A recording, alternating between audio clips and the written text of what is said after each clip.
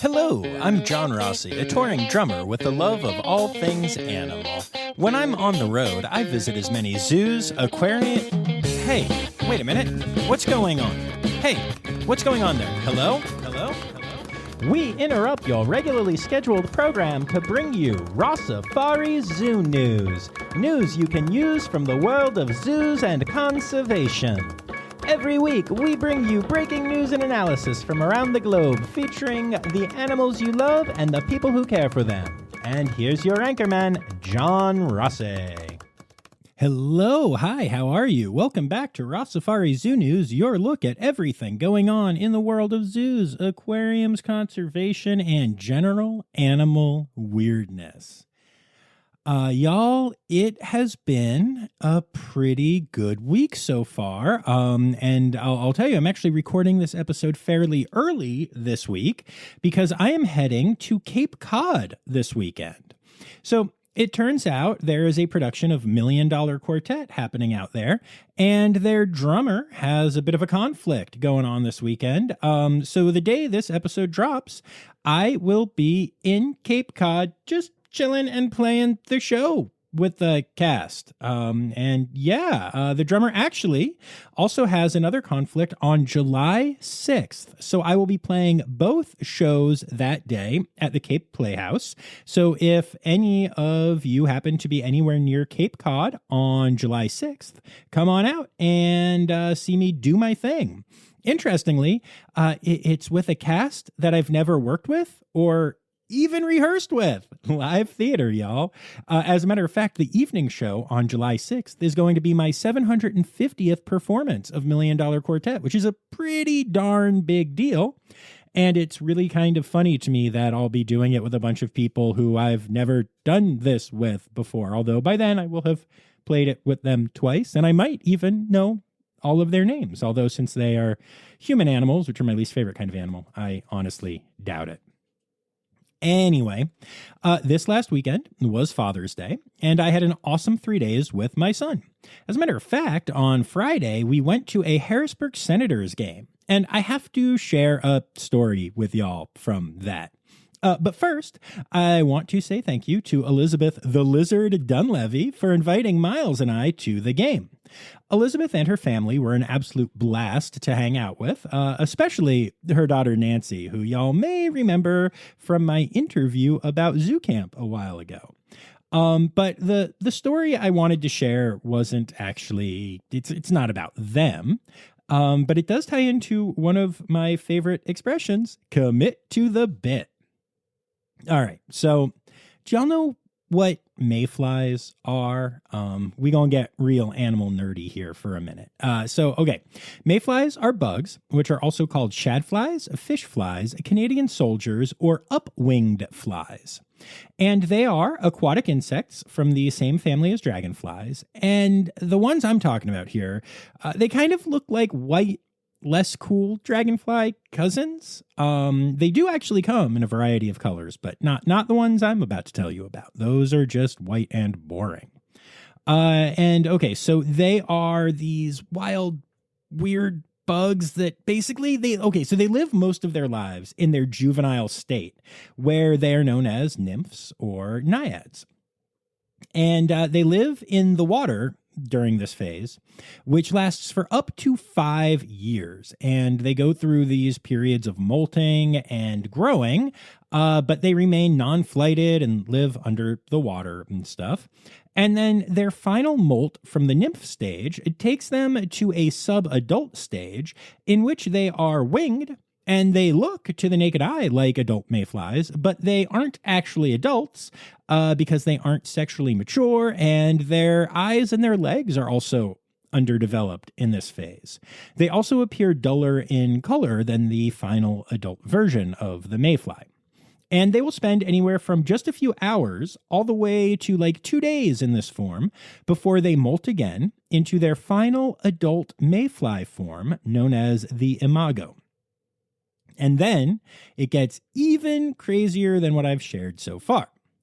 Although in the earlier molt phases, the individuals can molt and grow and change on their own schedule, all of the final molting lines up for the mayflies in an area, and they transition to subadult and then to adult simultaneously in like insanely huge numbers, right? The human equivalent of this would be like if every kid in a school district had their own birthday like they do until they all magically turn 17 on the same exact day and then are seen as full adults. It all just magically syncs up. And in this final molt, which is referred to as a hatching, the mayflies have one goal: reproduction. As a matter of fact, they are so focused on that goal, they don't even have true mouths or any way to eat or drink during this final phase of their life. All of the mayflies hatch together, either at dawn or dusk, get as busy as much as possible, and then drop dead. The lifespan varies from species to species in this phase, but they are all quite short, with many lasting a day or less, and with the shortest documented being a species in the southwest United States that lives for 5 whole minutes. At least we know they're having fun while they're living those 5 whole minutes. And when these guys hatch, oh boy, do they hatch. They do so in huge numbers, and they are especially drawn to bright lights. So I told you all of this because this is an animal podcast, and I actually think that is kind of fascinating, but also because the Harrisburg Senators play their games on City Island, an actual island in the Susquehanna River, which is a mayfly habitat. Meaning that at certain games, including the one I was at on Friday, a mayfly hatching happens, and the entire sky fills with mayflies drawn to the lights of the game. It is such a thick cloud of mayflies, it literally looks like a blizzard if you look up, but it's all just white flies apparently getting it on. And their bodies pile up everywhere, making like walking surfaces slick and covering people in the stands. And if you smash them at all, they kind of leave this gray residue on you. It's a whole thing. It's kind of crazy. Miles and Nancy were actually smart enough to find a place with a roof where they could still watch the post-game fireworks, proving that they are smarter than their parents are. But yeah. And this has been a thing since I was a kid. You go to the Senators games, and sometimes there's a hatching, and that's just life. But the best part of all of this, and the reason that I decided to share this with you, is that 10 years ago, on April Fool's Day, the Senators released a press statement saying they were changing their name to the Mayflies. And y'all, they went all in. They had uniforms made and merch created and actually played their game that night as the Mayflies. Then, of course, they announced it had all been an elaborate April Fool's joke.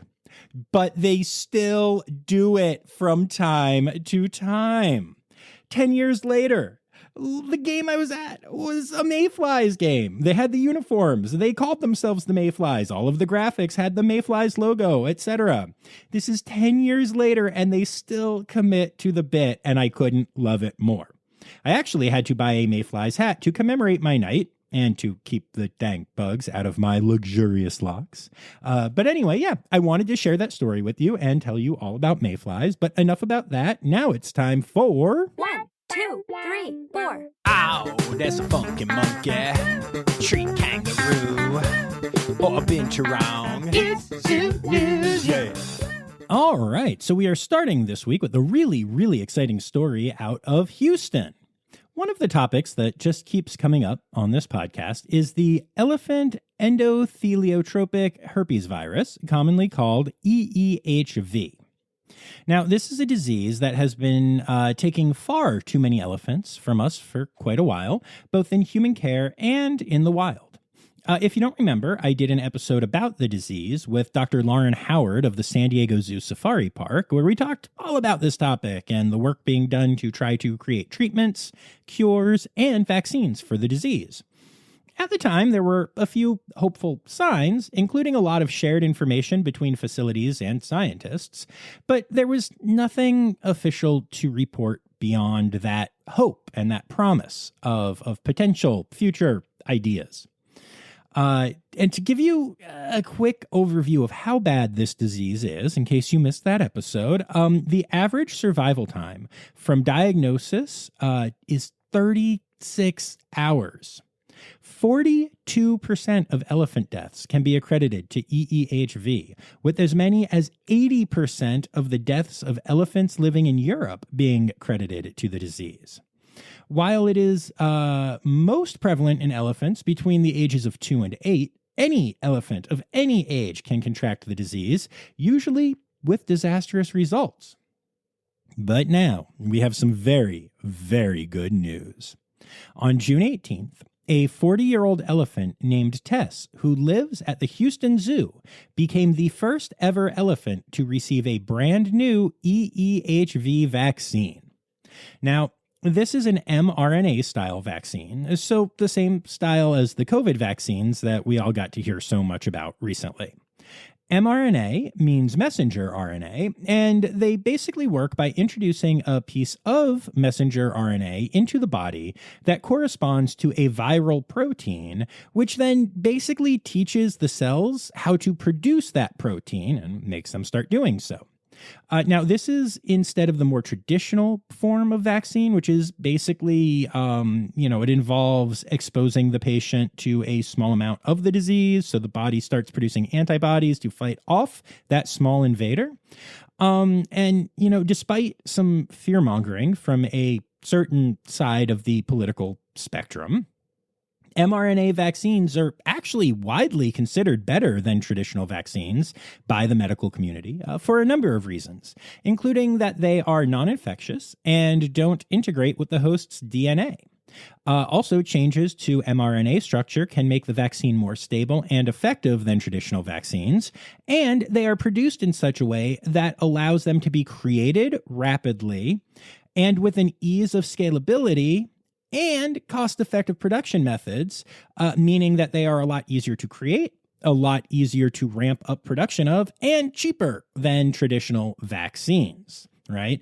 That is why, with the COVID crisis, they were able to create these vaccines and get them out to so many people so quickly, which scared a lot of people and made a lot of people say, oh, they're not testing them and stuff like that. But this is a new frontier, and it's really cool that it helped out with the COVID situation, and now it's helping out with elephants.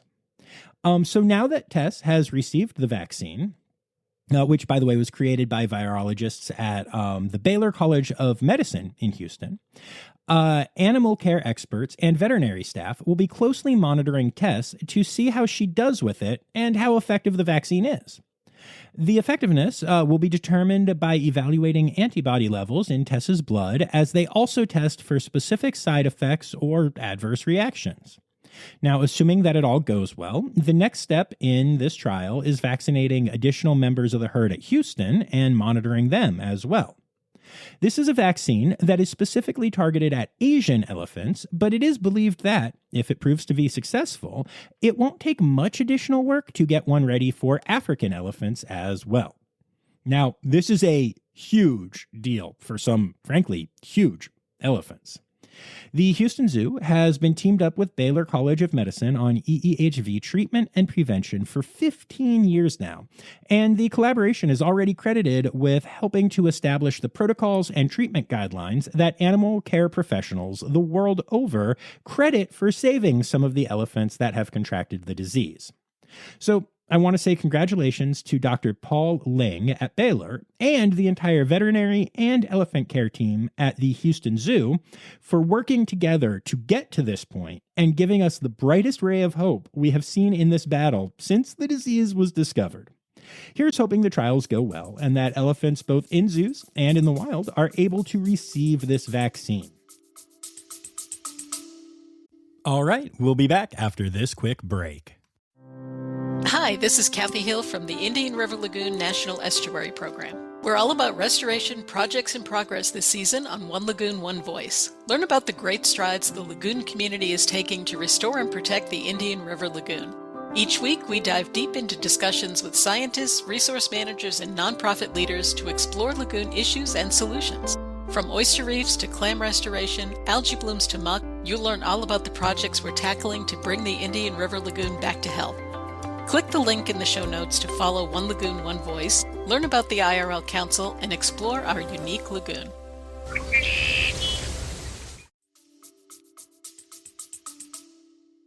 Wiping EEHV off the face of the planet would be one of the most amazing stories in modern day veterinary medicine. Fingers crossed on this one, y'all, but this is good news. All right, and that brings us to our births for the week, and there is no more exciting birth for me this week than that of 2 baby red pandas at the Toronto Zoo. This is the first Pandlet birth announcement of the season, but that's not the only reason I'm excited about it. And no, I don't just mean because it is red pandas and I'm obsessed. Although, also that. But the story itself is also amazing. So this birth is to mother Sakura, who arrived at the zoo earlier this year to spend some time in red panda retirement. Sakura is older, right at the tail end of the breeding age for red pandas, and she has never successfully bred before. So the idea was she could move to Toronto, where they want to redo parts of the panda holding and habitat anyway, and they could give her a great retirement home while making their desired changes to the rest of the habitat. Now, before Sakura left her last home, she was still put together with her mate Arun, but seeing as how their breeding attempts had not been successful before, no one really thought anything would come of it. Then, when she arrived at the Toronto Zoo, they did some fecal testing and discovered that she might just be pregnant. It's kind of hard to tell with red pandas, but they thought so. And it turns out they thought they were getting 1 panda, but they got 3 instead. So far, the little ones are doing well, and Sakura is being an excellent mother. I'm so excited for the entire team at the zoo, especially friends and former guests Lisa and Robert, and a friend who hasn't been on the podcast, at least not yet, Allie. Congrats, y'all. This is huge. The Brookfield Zoo has announced the birth of 2 Mexican wolf pups. Both are female and are already integrated into the pack and able to be seen by guests. Luby Bat Conservancy has announced the birth of some variable flying foxes, all of which are very valuable genetically, so they represent a huge deal to the breeding population at Luby. The John Ball Zoo has announced the birth of a snow leopard cub to parents Milo and Yuki. Now, Yuki is a first-time mom, and surprisingly, because it's not always the case, both her and the cub, who is also a female, are doing very well together. There is a new Caribbean flamingo chick, or flamlet, at the Fort Worth Zoo. The baby stands out as it has not yet taken on the famous pink hue of adult flamingos, making it easy to see on exhibit. This next one's pretty exciting. 2 screaming hairy armadillo pups. Yes, it's pups. I looked it up, though I still like screaming hairy armlets, have been born at the Audubon Zoo in New Orleans. This is a huge deal, as these are the first 2 successful births of the species in North America since 2018. They can be seen in the nocturnal house at the zoo. Longleat has announced the birth of 4 Amur tiger cubs. This is a species with under 1,000 individuals in the wild right now, so that is amazing. Their parents, Yana and Red, last became parents in 2019, and it seems they have retained their incredible parental instincts because everyone is doing just so well. What an incredible win for a hugely endangered species. The Nashville Zoo has announced the birth of 2 crocodile tegus, which is a species of lizard. And this is a particularly incredible accomplishment, as these are the first of their species to ever hatch at an AZA-accredited zoo anywhere. Amazing. And then last but not least in births, Buttonwood Park Zoo has announced the birth of 3 beaver kits, or beavlets. This is, by the way, another great example of why my system works better than the real one. Beavlets is awesome. But anyway, they are living with their folks on exhibit already, and the family is thriving. And then that brings us to our deaths, and we're only going to touch on a few this week. Maritime Aquarium has announced the death of Polly, one of the harbor seals that called the aquarium home. She was 37 years old and had lived at Maritime since she was 3. She was known for being sassy and curious and loved training, and she was easily identifiable by the heart-shaped birthmark on her chest. At 37, Polly greatly outlived the median life expectancy for her species under human care, which is 25 years old. So, amazing work, and sending all my love to the team at Maritime. The Virginia Aquarium has announced the passing of a geriatric female sand tiger shark named Single Notch. Single Notch was found unresponsive and did not respond even after emergency medical treatments were given, so the correct decision was made to euthanize her. She had lived at the aquarium since 1995, making her one of the longest living residents at the aquarium, and will be greatly missed. And now, moving on from births and deaths, we get to the rest of our Zoo News section. I want to take a moment here to give some props to the Tulsa Zoo, which recently posted an end-of-life care post about 2 geriatric animals that call the zoo home. Jody, one of the female chimpanzees at the zoo, who is around 50 years old, has been diagnosed with atrial fibrillation and congestive heart failure. The team at the zoo has created a plan for her healthcare moving forward, one that she is actively participating in, by the way, because, amazing training. But as this disease is the #1 cause of death for chimps, the prognosis is not good, and the zoo wants to let everyone know that. They also, in the same post, announced that Roger, a 20-year-old river otter, has also been experiencing a decline in health, including decreased mobility and heart disease, both caused by old age. I love that the zoo put this information out there now so that guests can stop by and say goodbye, or at the very least won't be caught off guard by the death announcements. This is a great type of transparency that I just really love to see. So, sending best wishes to the teams at the zoo who are preparing to say goodbye eventually to their incredible animals. Next up, we have a really cool story out of Woodland Park Zoo. Shyla, the 14-year-old gray wolf there, just became the first ever wolf to receive a pacemaker. Shyla suffers from a life-threatening heart condition that the pacemaker should help to control. The surgery was completed as a collaboration between the veterinary staff at the zoo and an expert team from Olympic Veterinary Cardiology. This is an incredible first for the species and shows not only the level of commitment the team at Woodland Park Zoo has for all of their animals, but could also pave the way to making procedures like this more commonplace for wolves if this works. This is a big deal, y'all. It's very cool. And speaking of very cool, a keeper at the St. Louis Zoo recently saved the life of an elephant beetle with some creative thinking. The beetle was found to have a broken pupal chamber, which is similar to a moth's cocoon. It's like the place they go to transform to their next stage of life. Well, a broken pupal chamber usually means death for an elephant beetle, but keeper Renee Hazen decided to make a new chamber out of foam and place the beetle in it. After the normal period of change, the beetle emerged perfectly healthy. What an awesome bit of quick thinking from Renee. And again, this is one of those things that could really influence the keeping of elephant beetles, which is awesome. So last week, we talked about the fact that camels escaped their holding area at Cedar Point Amusement Park in Ohio. Well, this week they had another animal escape. This time, goats broke free. The goats walked around and mingled with guests for a while before being brought back into their habitat. Now, as of this recording, Cedar Point has not given any public statement on how either of these escapes happened, but 2 in 2 weeks is a lot, y'all. Either someone is messing with the animal habitats there, or Cedar Point is doing an incredibly terrible job of, taking care of the animals in their care, which is not great. Not great.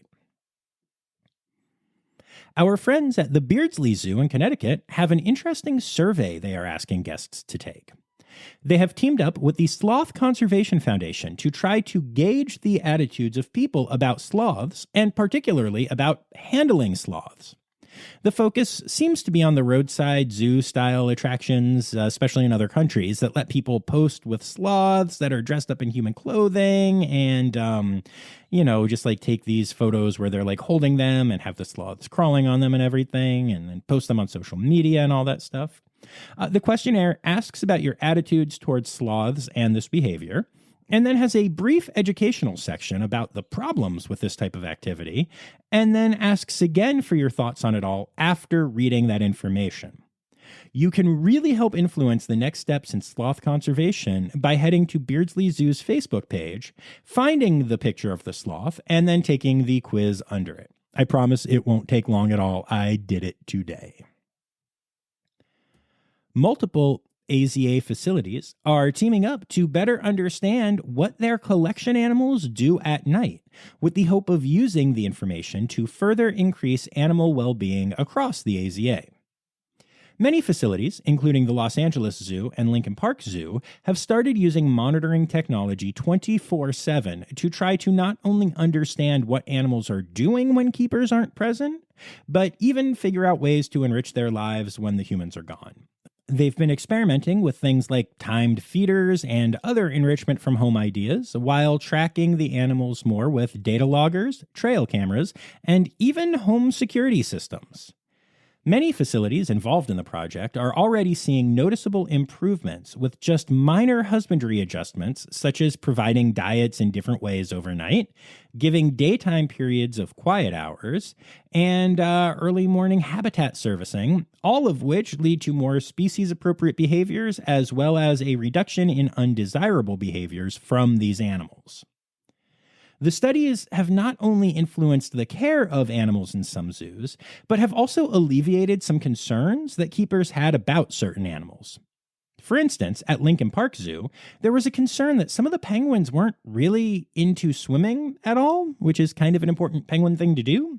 But once monitoring was set up overnight and observed, the staff was surprised to discover that those penguins in question just happened to be night swimmers and were doing the desired behavior already, just not when the humans were around. What a cool study. I'm excited to see what else comes from it. And then last but not least, in the Zoo News segment this week, giant panda diplomacy is apparently back and better than ever. We've already talked about China's renewed commitment to giant pandas in United States zoos, with San Diego, San Francisco, and the National Zoo in Washington, D.C. gearing up for new bears to arrive. Well, this ish is going international again, y'all. I think that's how the kids say it. Anyway. The Premier of China recently visited Adelaide Zoo in Australia, where two announcements were made. The first one was that the giant pandas that currently call the zoo home will be making their way back to China, as expected. But the second announcement is that another pair of giant pandas will be coming to live at the zoo at a future date, probably this year.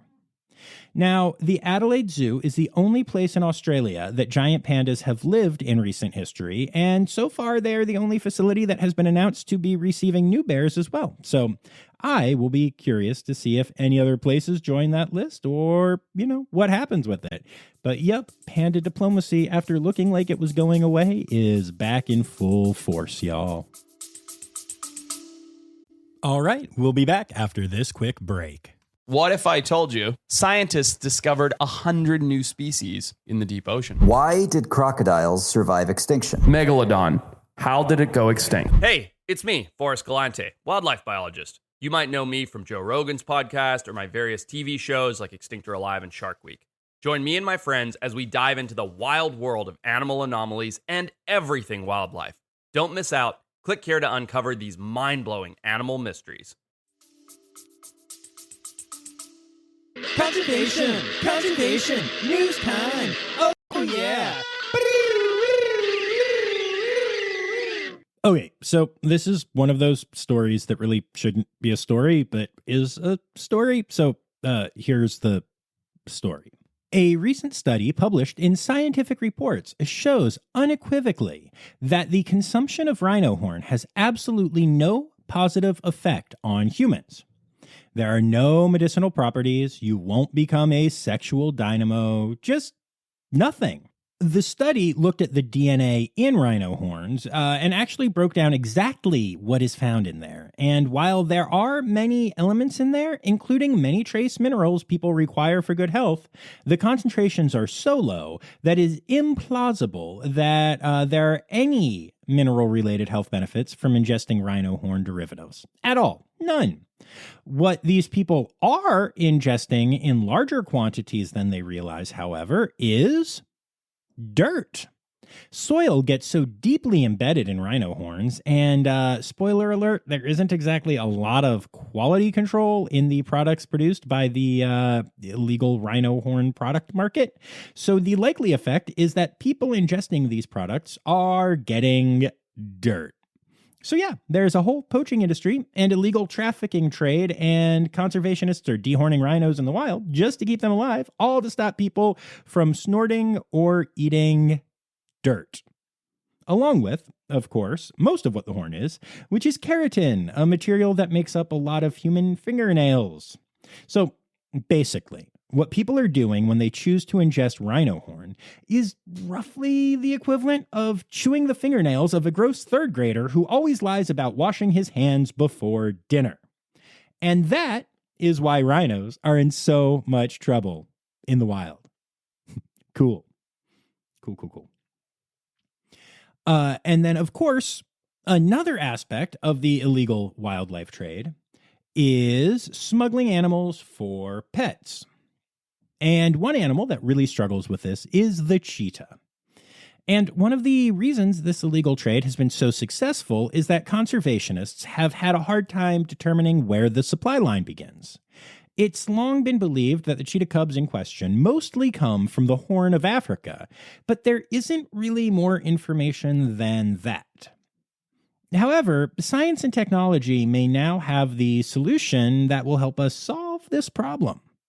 A couple different ways here. So an organization called Climate Change Canada has tested a technique called stable isotope analysis that can hopefully be used to create a tool using hydrogen and oxygen isotopes to trace the cheetahs back to their point of origin, where law enforcement will be able to shut down trafficking rings. There's another project that is also running right now that's also trying to help the situation in the Horn of Africa using technology. This project looks at the fact that there are two problems facing conservationists in the area. It has been almost impossible to do a survey of the Horn of Africa to know where wild cheetahs still live because of a decades-long armed conflict, and the sheer remoteness of the area also makes it incredibly hard to survey. But now an ecologist at Colorado State University is trying to use modern technology to get that survey done and also to better understand the attitudes of the people that live in that area in the hopes of engaging the local community and bringing them on board to help save cheetah cubs as well.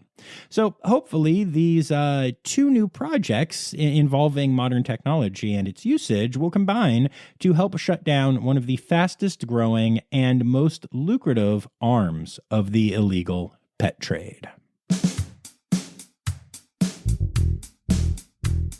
It's time for other news. It's time for other news. Hey, now, right now, it's time. It's time for other news.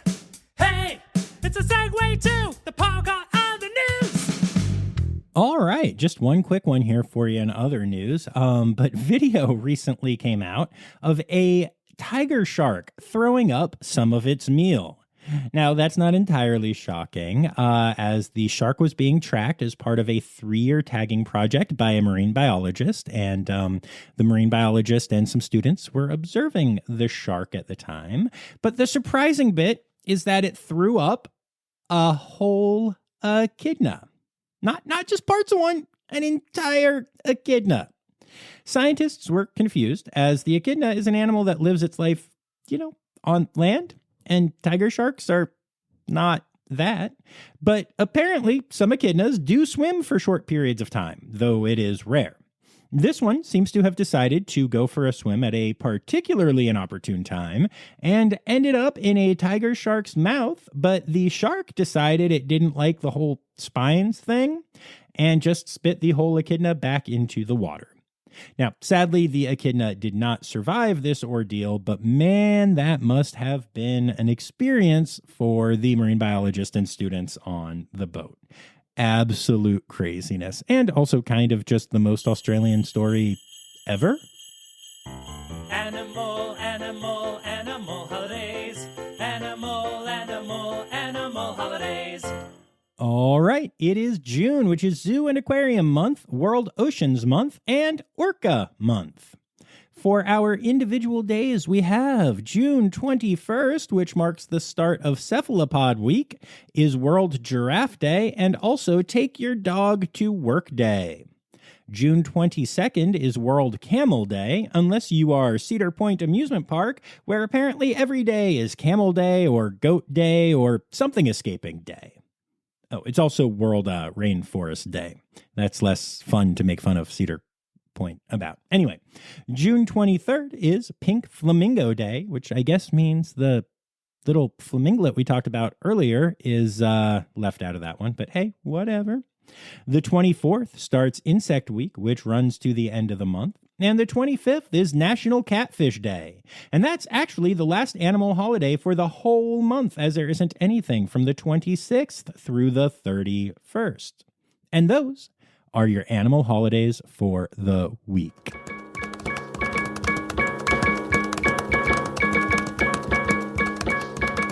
All right, and there you have it, folks. Another episode of Rossifari Zoo News is done. Yay! And the crowd goes wild. You're the crowd. Are you going wild? I don't know. Anyway, I did want to take a moment, since I knew my intro was going to go kind of long, because unlike the lives of mayflies, the story about a mayfly can be rather long. As a matter of fact, that story was actually longer than the lives of some adult mayflies, but I digress. Anyway, I do want to remind y'all, though, to make sure that you hit subscribe so you don't miss any of these Zoo News episodes or any of my interview episodes. I also want to make sure that you are following along at Rossifari on all the socials except for TikTok, where we're at Rossifari Pod.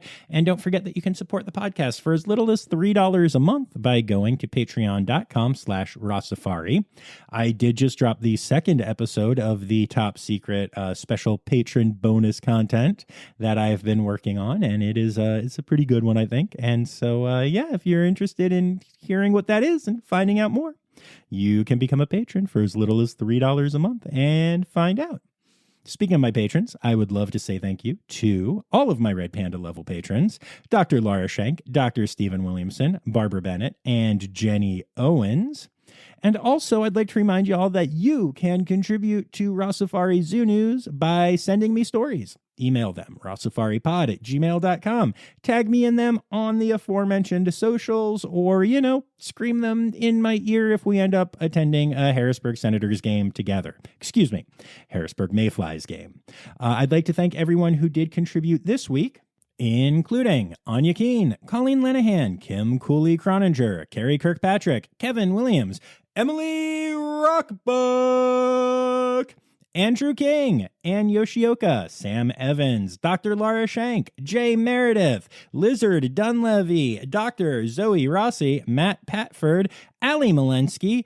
Kay Malensky didn't send in anything this week, so you don't get to hear me sing The Malensky. Ah, crap, I just did it, didn't I? Anyway, thank you all for contributing stories this week. And remember, friends, the words, newsy credits backwards, are Steiderkiaswen. The Rossifari podcast is produced, hosted, and engineered by John Rossi.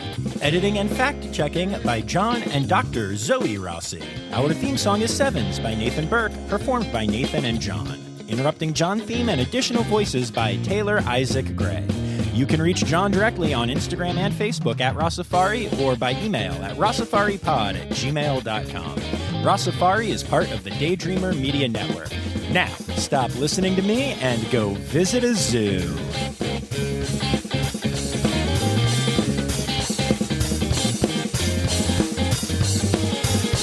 Well, a broken pupal chamber usually means death for an elephant beater. The premier of China recently visited